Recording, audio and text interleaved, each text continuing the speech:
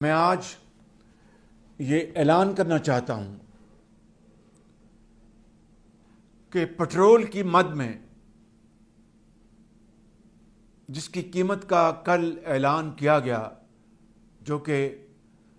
458 روپے تک بڑھ گئی، اس قیمت کو کم کرنے کے لیے میں آج پٹرول کی لیوی میں فی الفور 80 روپے فی لیٹر کمی کا اعلان کر رہا ہوں۔ گو کہ میں نے اپنے کابینہ کے وزراء سے